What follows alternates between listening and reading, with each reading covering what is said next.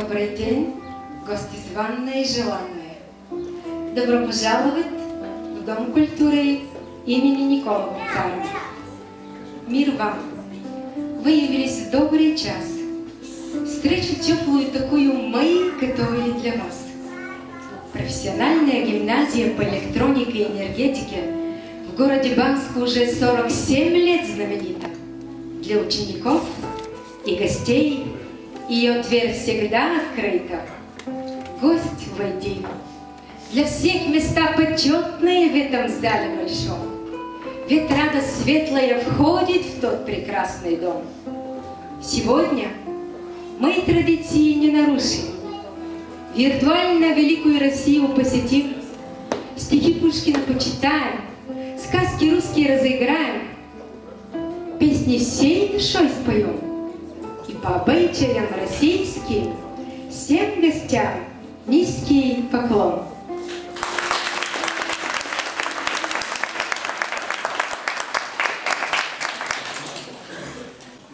С указ на президента на Руската федерация Дмитрий Медведев от 6 юни 2011 година рождения ден на Александър Сергеевич Пушкин 6 юни е обявен за единен ден на руския език. 6 юни 1799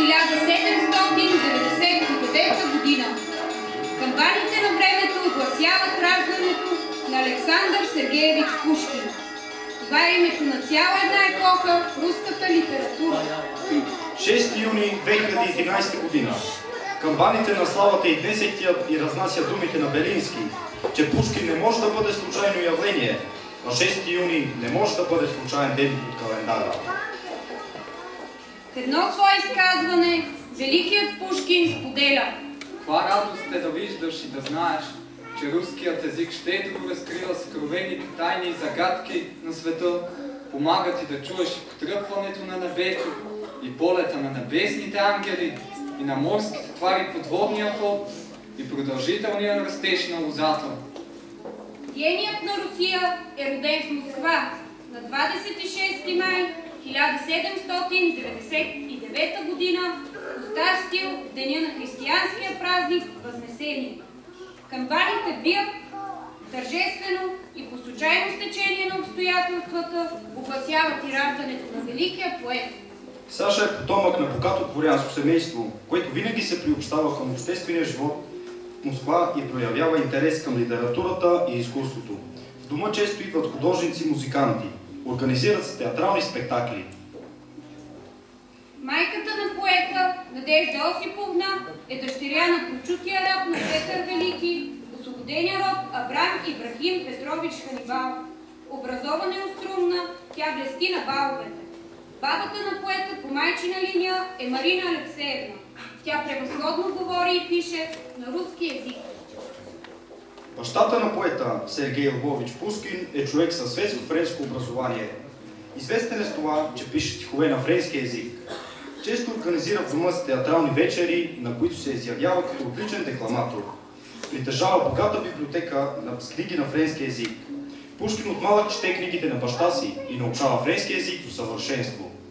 В тон с тогавашните аристократични порядки, в семейството на Пушкин се говори на френски език. Възпитатели французи се грижат за образованието. 8-годишният Саша пише първите си стихове на френски език. С мелодичността и красотата на руския език бъдещият поет се запознава чрез бавачката си Арина Радионова. Саша ще помни и обича своята няня цял живот. От нея научава много приказки и песни на руски език. Тя разпава любовта му към звучността и необятността на народната руска реч. Арина Радионова възпитава от детето нравствени добродетели и качества.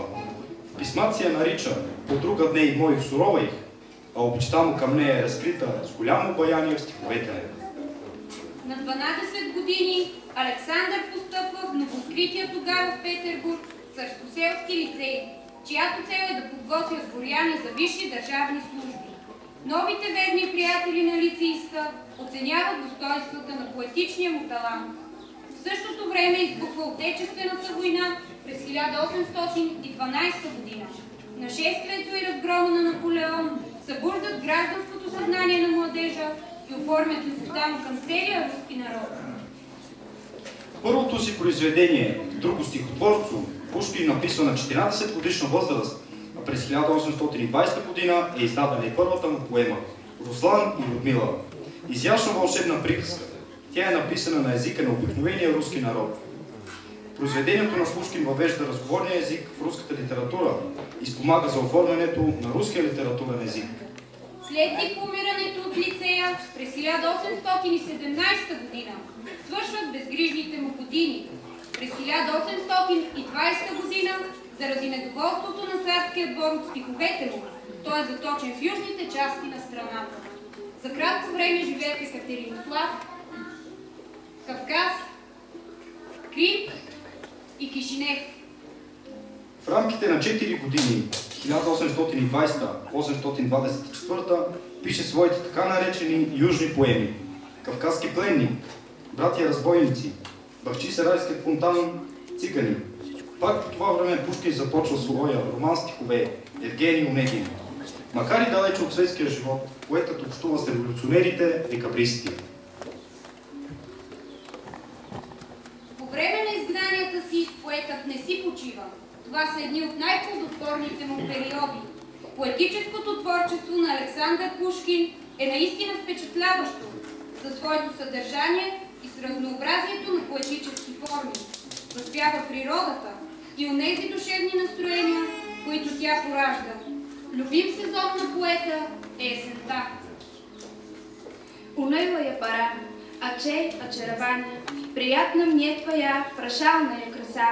Люблю я пышная природа и увядание, в багрец и в золото одетые леса, в их сенях ветра, шум и свежее дыхание, им бой волнистою покрытие небеса, и редкие солнца, луч, и первые морозы, и удаленная седой зимой угрозой.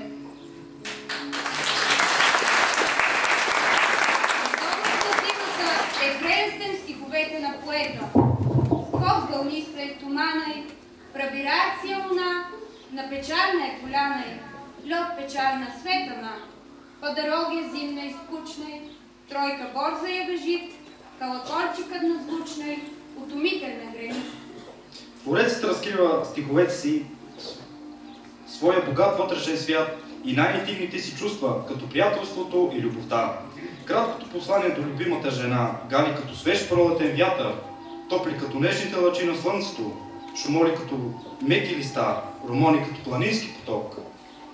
Я вас любил, любов и шо быть может, душе моей угасла не совсем, но пуста она вас больше не тревожит.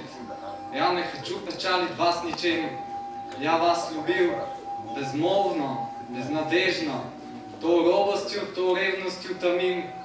Я вас любил так искренно, так нежно, как дай вам Бог, любимый, быть другим.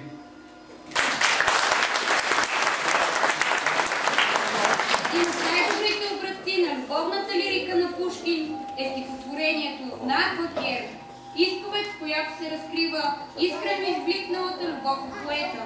Творбата е посветена на реално съществуващия образ на Анна Петровна Кер. Днес едва ли има някой, който да не е слушал вълшебните стихове, посветени на неговата муза. Я помню чудное мгновение, передо мной явилась ты, как мимолетное видение, как гений чистой красоты.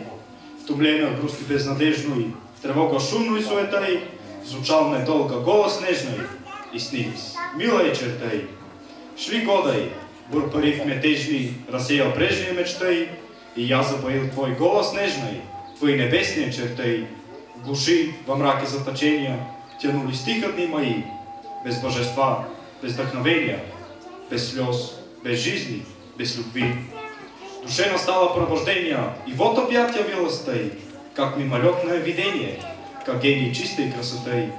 И сердце бьется в упоении, и для него воскресли вновь и божество, и вдохновение, и жизнь, и слезы, и любовь.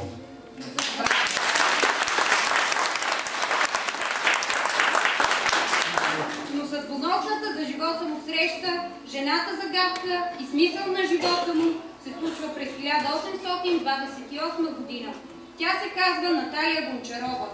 Пушкин е поразен от красотата на жената с лице на Мадона, сабаносови коси и чаровни зелено-кафяви очи. След дълго ухажване, двамата се венчават на 18 февруари 1831 година. След сватбата младоженците остават в Москва за около 3 месеца, а в края на май 1831 се преместват в столицата Санкт-Петербург. Рядката физическа красота на Наталия Гончарова Пушкина наистина е високо оценена не само от петербургското дворянско общество, но и от самия цар Николай I. За да могат Пушкин да посещават баловете, организирани от двореца, царя дава на Пушкин най-ниската придворна титла – камерюнкер. Семейство Пушкини едно след друго се раждат 4-те им деца – Маша, Наташа, Александър и Григорий. Под надзора на царя, изпаднал в дългове, Пушкин работи интензивно. Завършва една от най-великите си творби – романа в стихове Евгений Онегин. Към този период се отнасят произведенията Дама Пика, Капитанската дъщеря, поемата Медният конник, Приказки. През 1835 година в Русия пристига френският имигрант Жорж Дантес. Когато той се запознава с съпругата на Пушкин, Натали, животът на поета поема в опасна посока. Жорж не зачита порядките на руското общество и не цени поетическия талант на Пушкин. Скоро връзката между Наталия и Дантес става публично достояние. През 1837 Пушкин достига слуха за скандалната любовна афера на жена му. Поетът призовава Дантес на дуел. При вечер на 8 януари 1837 година Александър Пушкин и Жорж Дантес се изправят един срещу друг. Дантес стреля пръв и улучва поета в корема. Ранен, Пушкин все пак успява да стреля срещу противника си, но само леко го ранява. Раната на Пушкин го мъчи само 2 дни. На 10 януари той издъхва. Погребан е изключително скромно и почти скришно, защото правителството се страхува от политически демонстрации по време на погребението. Великите хора имат само една дата в своето битие – денят на своето раждане. Пушкин принадлежи към вечно живеещите и движещите се явления, които не се спират на точката, където ги е залагала смъртта, а продължават да се развиват в съзнанието на обществото. Пророчески се оказват думите в знаменитото стихотворение «Паметник». Слуха бо мне пройдет по всей Руси великой, и назовет меня всяк сущий в ней язык, и гордый внук славян, и фин, и ныне дикой тунгус, и друг степей калмаик. Днес, 214 години след смъртта му, Пушкин е по-жив от всякога. Пред неговите паметници и паметни плочи винаги има цветя, знак за уважение, почит и преклонение. Произведенията му са преведени на повече от 100 езика. Първият превод на негови стихове на български е направен от Петко Рачов Славейков. От поетическото майсторство на Пушкин се учат Ботев, Чинтулов, Вазов и други. Произведенията му се превеждат от най-значителните български писатели – Алеко Константинов, Кирил Христов, доктор Кръстев, Пенчо Славейков, Георги Бакалов, Людмил Стоянов, Христо Ясенов, Николай Хрелков. Никол Вапцаров също го увековечава в своето стихотворение Пушкин. И мы сохраним тебя, русская речь, великое русское слово. Свободным и чистым тебя пронесем, и внукам дадим, и от плена спасим навеки.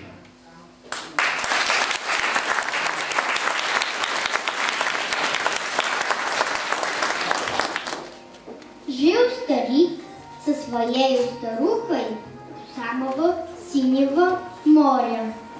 Они жили в землянке. Старик ловил рыба. Он 2 раза закидывал невод.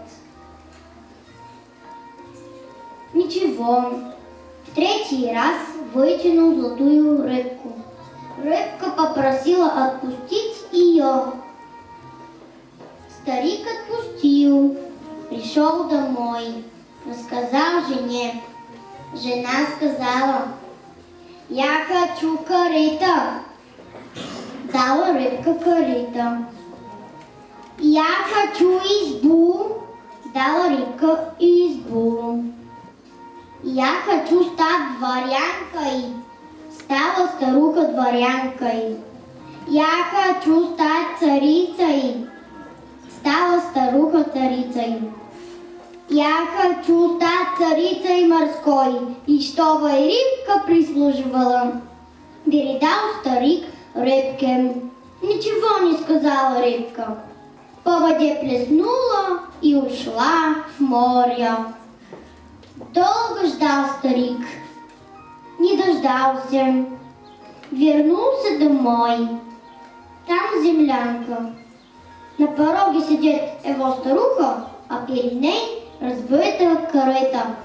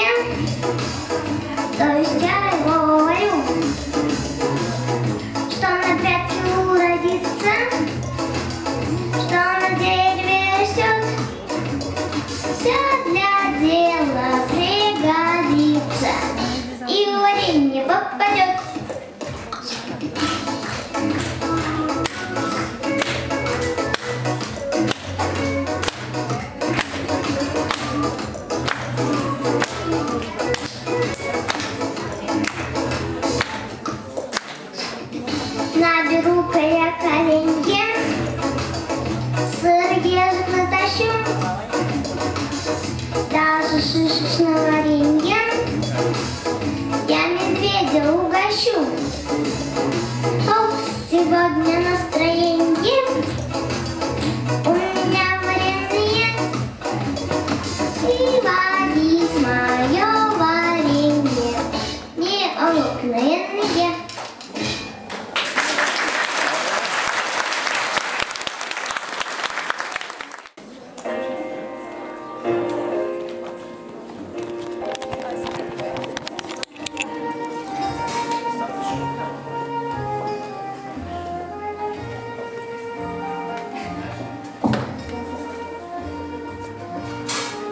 Посадил дед репку и говорит: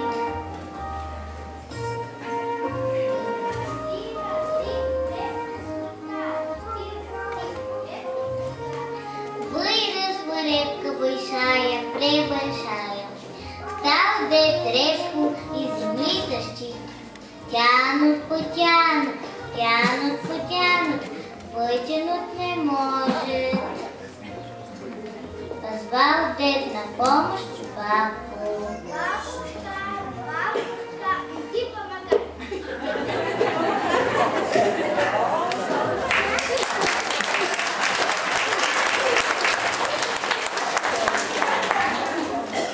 Бабка за дедка за репку. Тянут, потянут, тянут, потянут, вытянуть не могут. Позвала бабушка на помощь внучку. Внучка, внучка, иди помогай.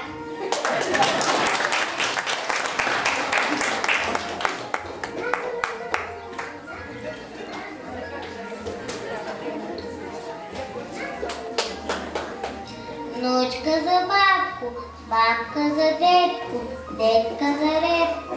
Тянут, потянут, тянут, потянут, вытянуть не могут.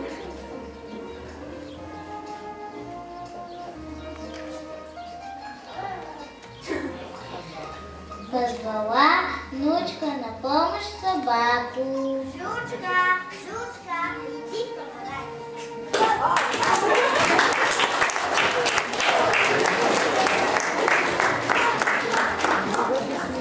Жучка за внучку, внучка за бабку, бабка за дедку, дедка за репку.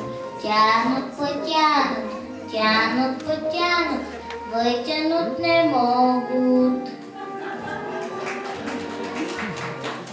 Позвала жучка на помощь кошку. Машка, иди помогай.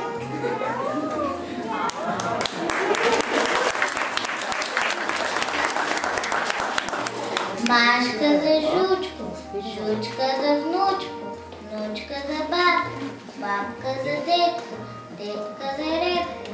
Тянут, потянут, тянут, потянут, вытянуть не могут. Кликнул Машка мышку. Мяу, мяу, мышка, и помогай.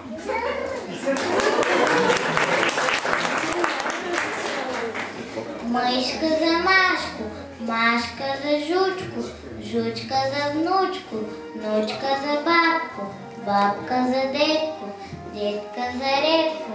Тянут, потянут, тянут, потянут, тянут, потянут, вытащили репку.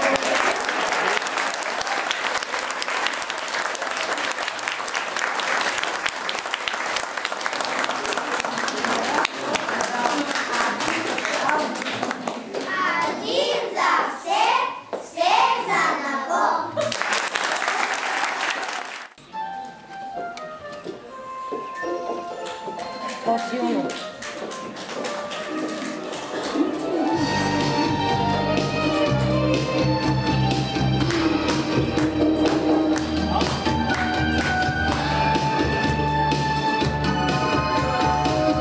За горами, за лесами маленькая страна.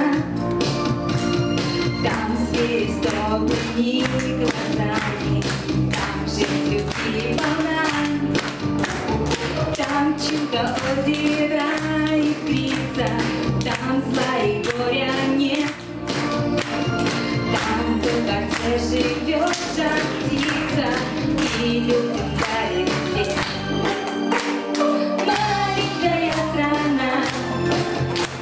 Маленькая страна, кто мне расскажет, кто подскажет, где она, где она?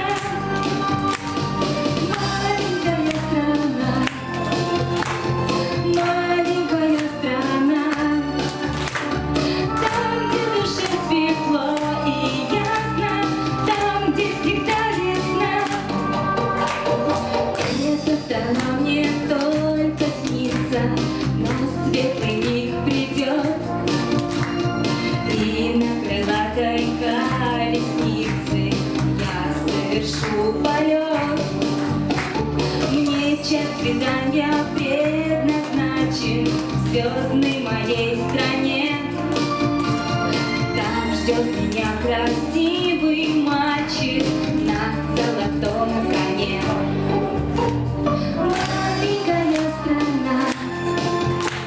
Маленькая страна, кто мне расскажет, кто подскажет, где она, где она?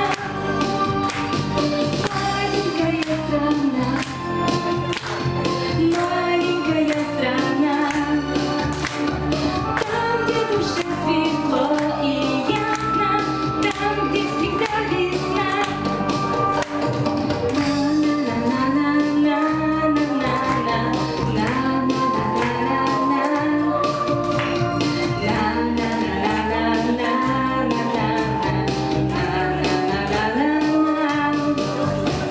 Бьет за окошком дождь осенний, в доме сижу одна. Верю в тебя, мое спасенье, маленькая страна.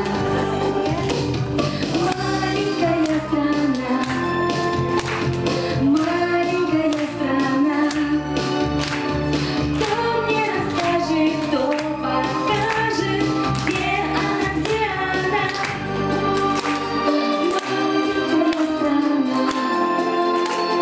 Маленькая страна, там, где душе светло и ясно, там, где всегда весна. Там, где всегда весна, там, где всегда весна.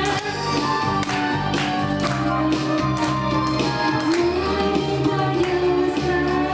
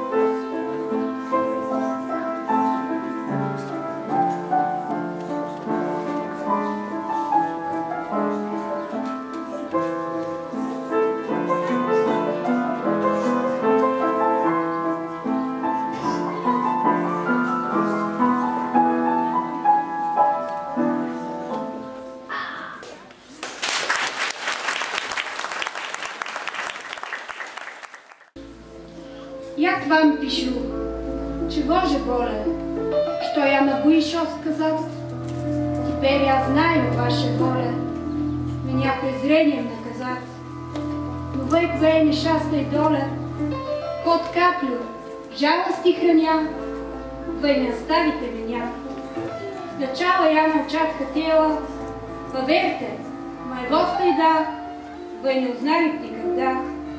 Когда надежду я имела, под редко, под неделю раз, в деревне нашей видят вас. Чтоб только слышать ваши речи, вам слово молвит, и потом все думать об одном, и день и ночь до новой встречи. Ну, говорят, вы не люди, в глуши, в деревне, все вам скучно, а мы ничем мы не блестим, и хоть вам и рады простодушно. Зачем вы посетили нас в глуши забитого селения?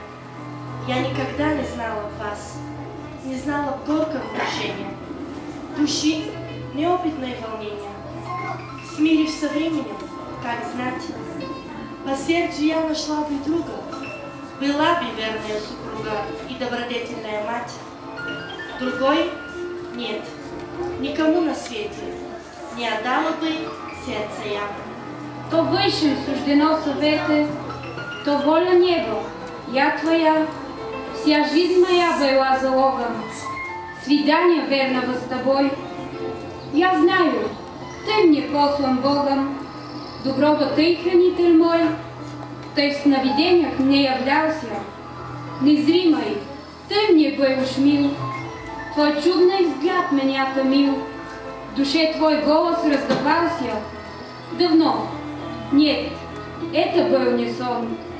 Ты чуд вошел, я в миг узнала, вся обомлела, запылала и в мыслях молвила, вот он. Не правда ли я тебя слыхала? Ты говорил со мной в тиши, когда я бедным помогала и молитву услаждала, тоску волнуемой души. И в это самое мгновение, не ты ли, милое видение, в прозрачной темноте мелькнул, приникнул тихо к изголовью, не ты ли с отрадой и любовью слова надежды мне шепнул? Кто ты, мой ангел и хранитель, или коварный искуситель? Мои сомнения разреши.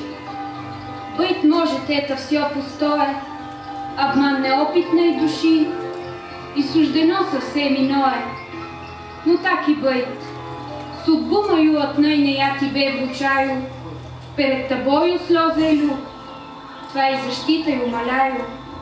Вообрази, я здесь одна, никто меня не понимает, рассудок мой изнемогает, и молча гибнуть я должна.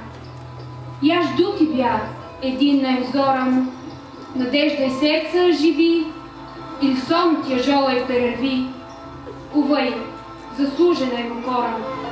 Кончаю, страшное перечесть, стыдом и страхом замираю, но мне порукой ваша честь, и смело я и себя веряю.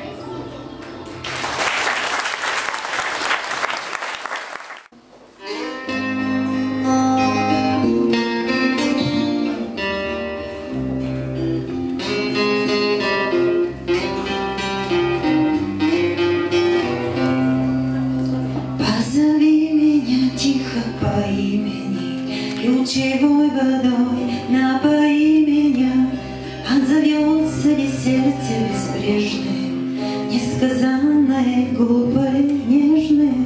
Снова сумерки ходят бессонные, снова застят мне стекла оконные. Там кивают сирен из Воронина. Позови меня, тихая Родина, позови меня.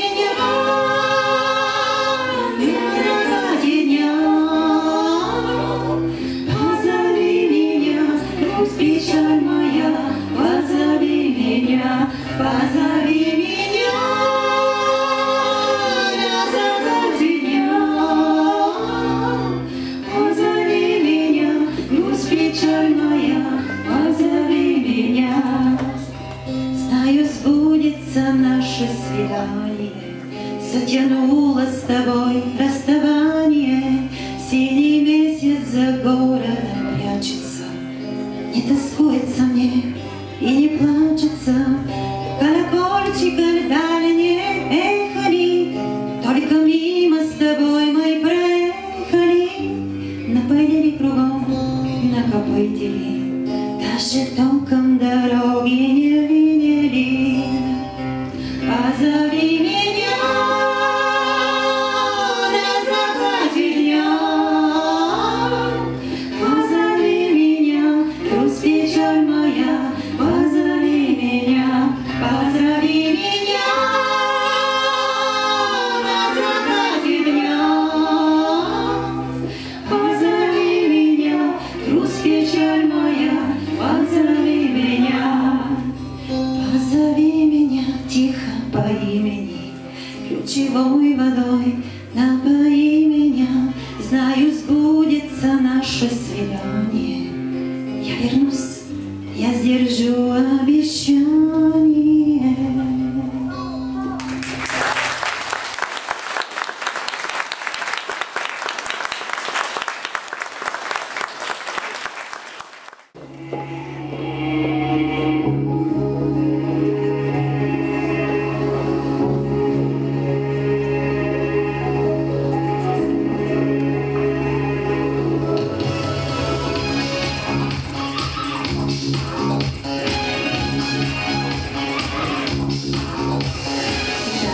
Быть рядом не могут люди всегда, быть вместе не могут люди, нельзя. Любви, земной любви была без конца.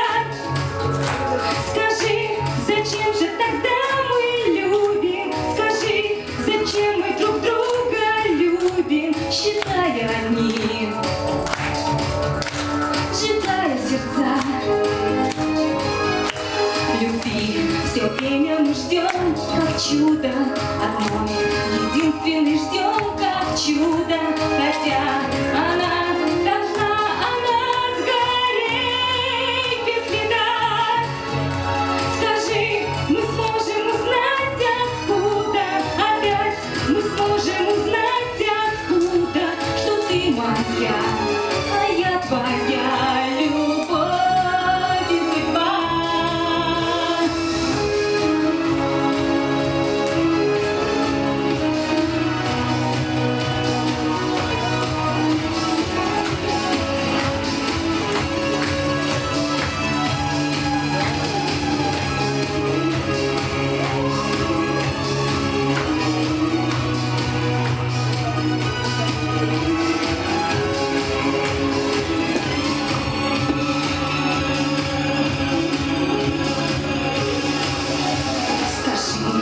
Сколько пришлось кидаться среди туманных миров, питаться за тем, что мы с тобою мы друг друга нашли.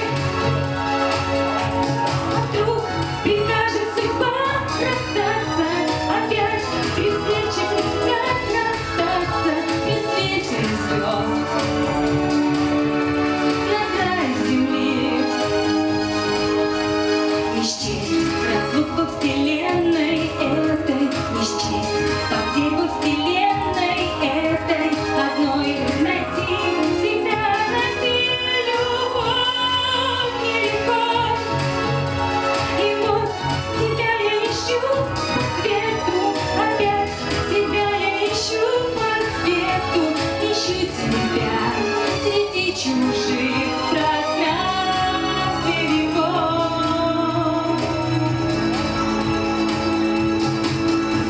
Всегда быть рядом не могут люди, всегда быть вместе не могут люди, нельзя. Любви, земной любви была без конца. Скажи, зачем же тогда мы любим? Скажи, зачем мы друг друга любим, считая одни, считая сердца. Любви все время мы ждем, как чудо одно, единственный ждем, как чудо, хотя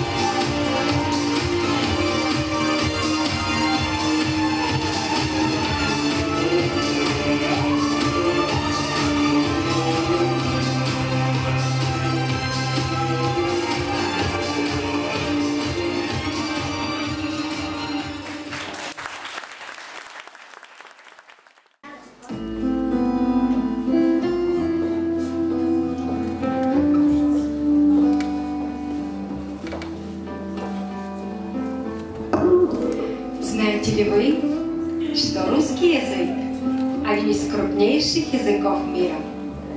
Национальный язык русского народа. Знаете ли вы, что он занимает 5-е место по распространенности в мире? А знаете ли вы, что он один из 5 языков ООН? Известно ли вам, что Россия крупнейшая страна мира? Она расположена на территории 2 континентов – Европы и Азии. Знаете ли вы, что человек одновременно может находиться и на обеих континентах? Одной ногой в Европе, а другой в Азии. А знаете ли вы, что в 988 году русский князь Владимир принял христианство? С принятием христианства возникла необходимость переводить книги. Таким образом, болгарская азбука, созданная братьями Кириллом и Мефодием, стала и русской азбукой. А знаете ли вы, что символами России это береза, матрешка и самовар? Известно ли вам, что самый распространенный напиток России – чай и квас? А знаете ли вы, что самые распространенные праздники России, и известные, конечно, это Пасха, Рождество и Коляда? А знаете ли вы, что Банско стал зимней столицей Балкан? В своем интервью мэр города Георгий Экономов сказал, что это приз не только для Банско, а и для всей Болгарии. А знаете ли вы, что ежегодно в город Банско приезжает 700 тысяч туристов, 350 тысяч из которых являются гражданами Российской Федерации? А известно ли вам, что в Банско живут свыше 100 русских, они стали жителями города Банско? Русские туристы, когда приезжают в Банско, говорят: горнолыжный курорт Банско – место, куда хочется вернуться не только потому, что в этом городке Болгарии отличные условия для горнолыжного отдыха и мягкий климат, а еще и потому, что здесь чувствуешь себя как дома, в котором тебя всегда ждут. А знаете ли вы, что русский язык изучается в школах города Банско? Поэтому и мы сохраним тебя, русская речь, великое русское слово, свободным и чистым тебя принесем, и внукам дадим, и от плена спасем навеки.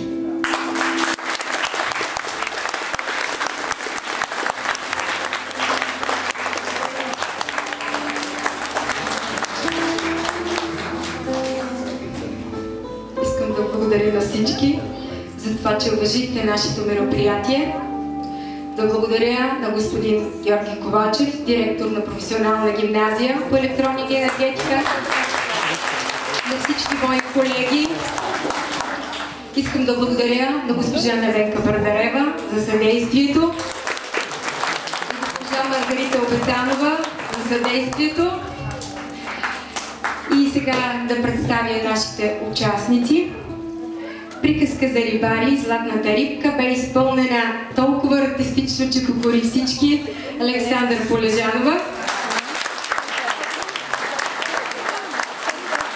Ученичка от първи клас, Народно училище Паисий Хилендарски, Банско. Песента Праварение бе изпълнена от Анна Василевна, ученичка в село Баня, училище Паисий Хилендарски, възпитаничка на Юлия Рускова. Малките артисти просто взривиха в залата, не мога да не ги спомена. Адриана Попова, разказвач, Петър Пенчев, дядо, Ивана Чомева, баба, Веселина Сариева, внучка, Теодора Глушкова, Коте Мишле, Иван Юнчов, куче и Маргарита Обетанова, Коте. Биографията и презентация на Пушкин бе направена от ученици в професионална гимназия по електроника и енергетика. Стиховете и рецитацията изпълниха Деян Везиов, Тодор Хаджипопов и Емилия Попова. Чухте обяснението в любов от Татяна Доонегин, чрез Славина Филиповска и Жана Сатрян. Полонез от Михаил Огински чухте в изпълнение на Любомира Хаджиева, възпитаник на Малинка Коцева. Разпространената песен на Любе чухте в изпълнение на Юлия Рускова и Надя Василева. Надя Василева изпълни песента «Ищу тебя».